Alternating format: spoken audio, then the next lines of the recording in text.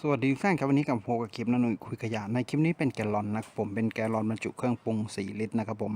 จะนำตัวนี้กลับมาใช้งานกันอีกครั้งโดยเนื้อพลาสติกค่อนข้างหนาครับก็คือมีความแข็งแรงจะนำตัวนี้กลับมาใช้งานกันอีกครั้งครับโอเคครับติดตามชมนะครับจากแกลลอนพลาสติกแกลลอน4ลิตรครับผม